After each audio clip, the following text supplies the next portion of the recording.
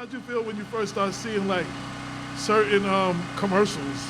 And you see, or hip hop? Yeah, hip hop. Or that just things that we used to do. And you be like, yo, and you be like, I could have did that way better than that, though, boy. Yeah. I think, seeing the first two hip hop commercials that really made me bug out would be Pillsbury Doughboy and the Flintstones. Oh, okay. When he came in rapping, I was like, yo. But actually going to who was it? I think it was a Run DMC Beastie Boy concert at Madison Square Garden and seeing white girls WAP. I was like, hip hop is changing. We ain't going back. Right. So from there, I just kept doing the same stuff that I was doing anyhow. I didn't want to change up. Right. I was like Luther Vandross. I was happy with my R&B crowd. Right. I didn't need to cross over. So I just continued to do what I was doing, even though I knew changes was going to happen. But I think that's all three of us. It was like things have went and came, and I just certain fads I just couldn't follow. Yeah. And I just had to be me. Yeah. And even when it wasn't still in to be that, you know what I'm saying? Then it came back. You know what I'm saying? I got three. The My Adidas tour at Madison Square Garden. When they did My Adidas and held up the sneaker. And held up the whole stadium, held up their sneaker, that's number one. Okay. Number two, when the Source magazine got the Source van, the first Source van. With the speakers? Oh my God. God. That you can hear like 20 blocks away? Speakers, 20 speakers on this prototype van, and then on the front you had all the sponsors and Sprite. Right. Sprite was one of the sponsors, Sega. Was Outsman driving that first one, Outsman? Yeah, Outsman. Oh, yeah. He, that was the second one because that was the prototype. That was the first of its kind. Okay. Now everybody has a vehicle. Football Vehicle, teams have a vehicle. Right. Yeah. Athletes, that was one of a kind. And then the third is Ralph Lauren. All right, coming from Brooklyn, the whole polo movement, that's us. We put that on the map. 1988, we came together as a group, but we were boosting from 85.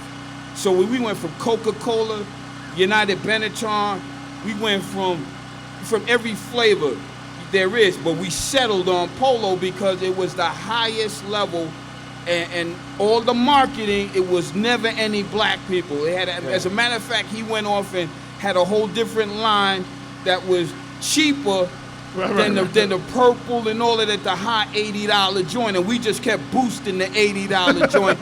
But when you look at their ads now, it looks like a kid right out of Crown Heights in Brownsville, exactly how we used to dress back in 88, 89, and that's on their website today, right now, and it looks like one of us. So after 25 years of putting them on the map, of boosting them, just being models, for their clothing, never talking about us, all of the write-ups all over the world, different chapters of it.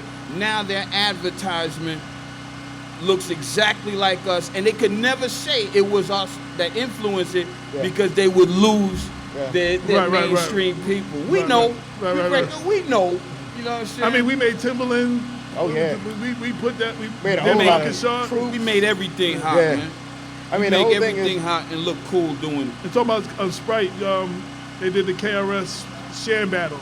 Okay. But they're dope because they've always been down with hip hop. Sprite has always been down, and that's a Coca-Cola company. I shout them out a lot, man. They always recognize, See, but they were able to do that smartly. They didn't necessarily put Coke down. Right. It's all that you deal with them. That's foul, man. But it's all right. The money's good. That's true, though. The money's good. Coke's still eating off of it. I mean, because they had commercials with Criss Cross and all those others in the early days with Sprite. So, they circled around. It's nothing like commercial work. When you get that, even as a voiceover, it's great. Last question. I just want to ask. I was just gonna ask you, can you just wrap it up in another 2 minutes? Okay. Now I'm not trying to rush y'all. Everything y'all just said, ladies and gentlemen, if you're not listening to this is history in the making. Have anybody ever heard this in-depth conversation they had from comic books in relation to graffiti, in relation to how everything got started? But this is awesome. Give these gentlemen a round of applause. because this is history in the making. So I'm gonna back up slowly so you can do your closing arguments. So Thank let me ask you. We talked about where it came from. Where's it going?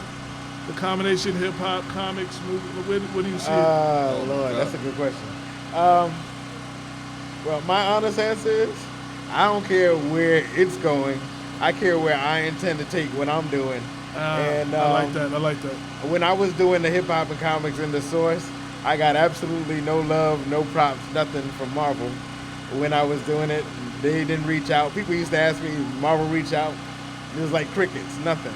And then, 30-something years later, then they had the hip hop covers and that type of thing.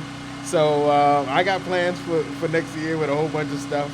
And I'm just gonna create it, not looking to see what anybody else is doing. I'm just gonna keep doing me. So hopefully, with the changes that happen, other young black artists will be able to get into that mix. But I'm just gonna keep doing what I do. Yeah, I say the same thing. You know, it's. I know that it's not my era anymore, so I'm not bitter about that. You know what I mean? Not at all. You know, Bones Malone in his heyday and his experience was for the time that he was there. You know, I had to be who I was at that time, and I got to be who I am now for this time. You know what I'm saying? So I'm not mad about, you know, the where I see myself about it. Like as far as relevance is, you know, for us, like we've done so much already. I feel like, you know, we're a part of like the hip hop senate. You know what I mean? So it, you know, being relevant, I don't care about that. We're recognizable, man. Everywhere we go, it doesn't matter if it's relevant or not. Absolutely. Like, so you can't take away what we've already accomplished. You know, my focus is to help kids reach what they want to do, not talk their ear off about what we did, or that's not hip hop.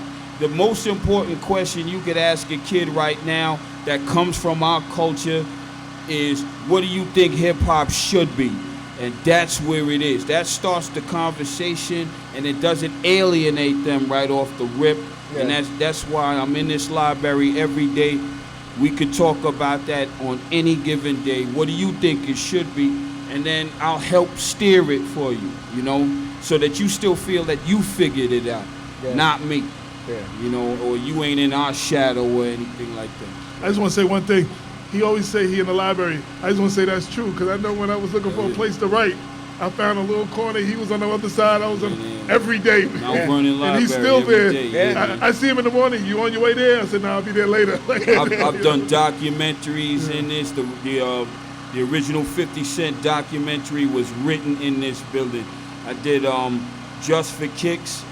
My part of Just for Kicks, the sneaker documentary, was written in the Mount Vernon Library. I did at least 3 documentaries in this library, and they have almost everything I've ever done. Every movie I've been in and every documentary I've been in, even the books that I've you know, did the opening for in this library. So I shout out Kathy. I shout out the director, the Mount right Vernon behind Library. you. Yes. She's right behind you. Looking out for that. Kathy Mad Webb. love. Word up. Thank you. Anything I didn't ask y'all that y'all want everybody to know about you before I leave? Not really. Just continue to support the young kids. Look out for them. Try and school them in the right direction. Too much madness going out in the streets. They're just trying to live and survive. And just look for more great artwork from me.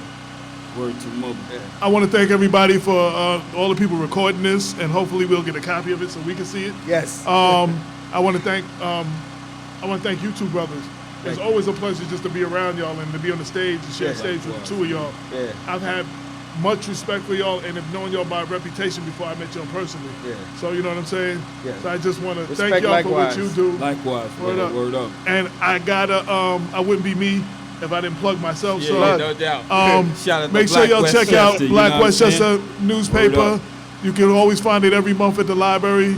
Check us out, blackwestchester.com, and our radio show, People Before Politics, every Sunday.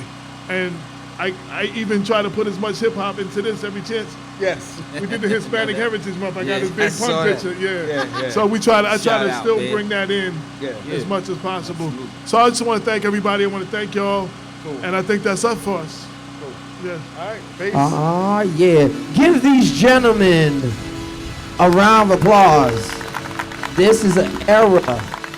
It's all about what they just said. It's all about taking the kids to the next level. I applaud you, all three of you gentlemen. Once again, we are here at Mount Vernon. That's right. Mount Vernon is in the house, public library.